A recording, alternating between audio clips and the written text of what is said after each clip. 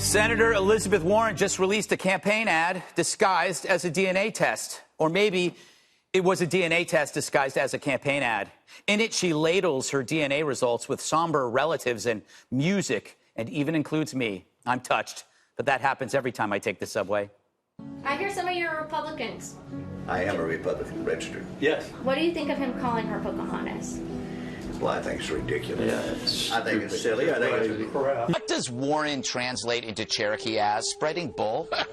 We did find 5 segments of Native American ancestry with very high confidence, where we believe the error rate is less than 1 in 1,000. Now, the president likes to call my mom a liar.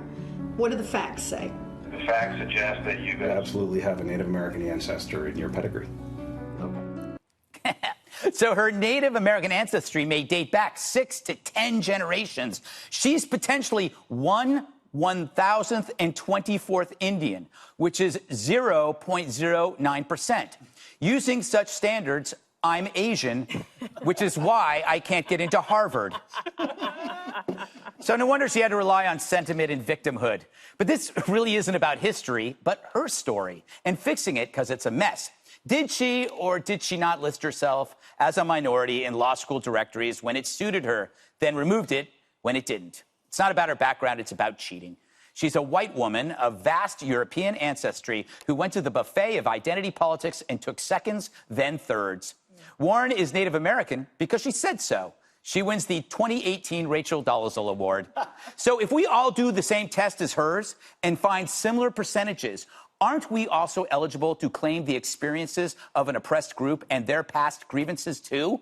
Her results now become the standard for anyone choosing a past that offers an edge, who can now skip ahead in admissions or jobs in places where diversity trumps experience. And so DNA tests become the new affirmative action, but at whose expense? Maybe no one, because if we're all a little oppressed, we're all good. Goodbye identity politics. If everyone is a minority, then nobody is. That's a silver lining. There is a silver lining. I think she did the nation a service. We are now all Native American. This is an interesting fact from Michael Aaron. What's his name? Aaron's. From a GOP spokesman. Dana, he used the New York Times sourcing. The average European American is 0.18. So the average European American is actually more Native American than she is. Wow. Did this backfire? I think a little bit. It is interesting that a lot of the media were treating this as her response to Trump. But remember, she's going to have to get through a Democratic primary. And I imagine that if it maybe got down to the top 10, yes, that her opponents were going to use this. Donald Trump wasn't going to have to do anything. So I think she's overreacting a little bit. To your point, she has never actually had answered this question. Why did she not list it when she was applying to lower tier schools? Only listed it when she applied to the higher tier schools, and then did not list it after she had tenure. That is even if you are Native American, why did you list it when you only thought it was going to help you get an edge? Good point. Juan, do you think that this is about Trump, or is it about the people she's going to have to face before Trump? No, I think it was about the effectiveness of the Trump attack, calling her Pocahontas and ridiculing her in that way. And so I think she wanted to respond. And now I think it's like jujitsu. She thinks that she has put the pressure on Trump.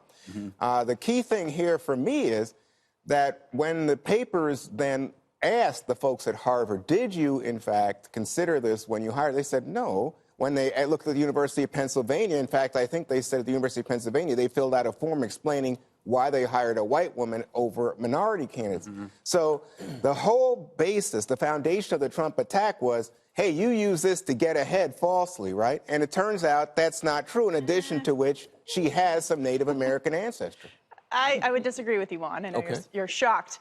But in 1997, Fordham University, the law review described Warren as Harvard Law School's first woman of color. So they had that cemented in their legacy. The funny thing about this today, though, for me, was looking at the way that the media reacted to this. Before really looking at the study and going through the numbers, it was Warren verifies that she's Native American. And the Boston Globe goes through a series of corrections, because first they were saying it was 1/32nd.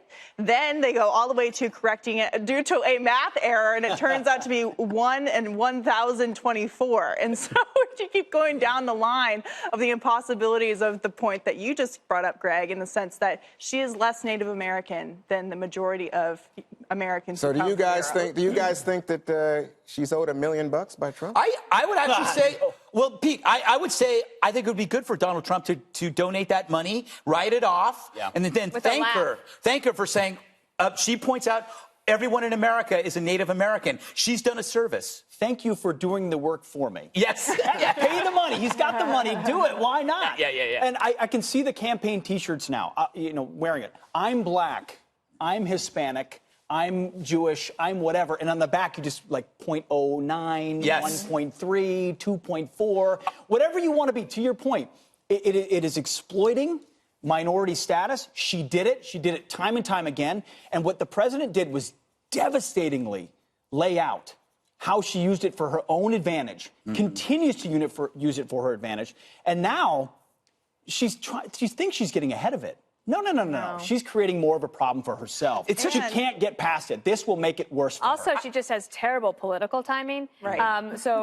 We're 22 days to the midterm elections. The Democrats are losing ground with many Republicans, but they still have an edge, especially in the House, not in the Senate. But they're losing ground. But they have all this money. So they have all this. They could have used all day today, all this week. They could have been talking about that. But instead, she had to release this today? Why couldn't you do this a day after the election? Because they think it's great. I don't think they get think it it's out great. before the midterm. I don't think so. Most of the Democrats clean. like Jim Messina, for example, who was Obama's communications person, was like pulling his hair out, saying, "Why would you do this today?" It doesn't help any of the Democrats that are on the ballot. It's about her, though. It's only about her. them. What I'm saying is that the story about the DNA test came the day after a Washington Post story about how great she's been to all of these Democratic candidates once they win their primaries. She's there with a phone call of support, with money. And so that was basically saying, wow, like she's doing a lot to try to build up a lot of support within the party, and then she does this. Well, and the thing is, too, is she's having serious problems on the left, and she thinks that this is going to help her by claiming,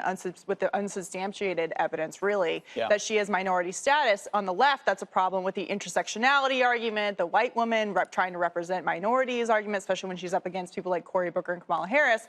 And then on the right, people are saying, look, you're a liar. You exploited this to get ahead, despite you claiming that you didn't. There's all this evidence and a number of law reviews saying that you were chosen, essentially, or at least scouted on the fact that your name was listed as a minority as a professor before you got to Harvard Law. So she has problems on both sides of the aisle, both in a primary for 2020 and in a general election. Well, I must tell you that from the Democrats' perspective, I don't think you're right. But it's interesting to listen to how you Republicans are responding, because I was quoting Jim Messina. Because I don't. No. Messina was saying the timing might be an issue, but not all of this kind of piling on. I mean, I think it's interesting. To my mind, what comes out is, here's another Trump fallacy. Oh, Pocahontas, he likes to ridicule people. Wait, so 1% constitutes your ethnic background? I don't care what it is. The fact is, because her family history was that her great-grandmother would say, hold on, we have great. No. And she lied about it anyway. I'm speaking about the great-grandmother who told her this. Well, I don't get to tell a folk tale about my background and then pretend like it's true. Well, I don't know. I'm just saying that was her family story. She didn't know, obviously. That's why she had to have the test. Sure.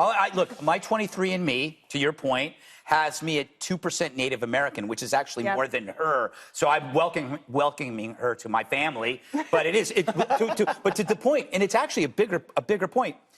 Is this the next step in affirmative action, DNA testing, so that every single person, when you're applying for college, you get the 23andMe or you don't just get to check the box. You have to send in your results. You have to send in your results. Yes. That's scary. No, I'm 1% Albanian. Remember that from the 23andMe? That is true. I was too scared. I was actually sitting at my desk last night about to do that test because I've been sitting there for a year, and I got freaked out reading the terms of service, and I put it back, and it's back on the desk. I think we always talk about identity politics at the table.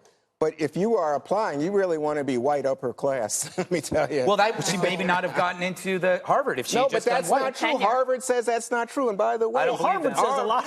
Well, no, but I'm saying University of Pennsylvania, Harvard say the same thing. And then you said, but Fordham listed said, well, they did. Well, guess what? We think this woman made it, but it didn't impact her ability to get the job. We're going to probably see how Harvard really thinks in this Asian discrimination case. We're going to see how they treat people for real, because we're going to be covering that, I think, wall to wall, aren't we? It's going to be amazing coverage. I know. All right.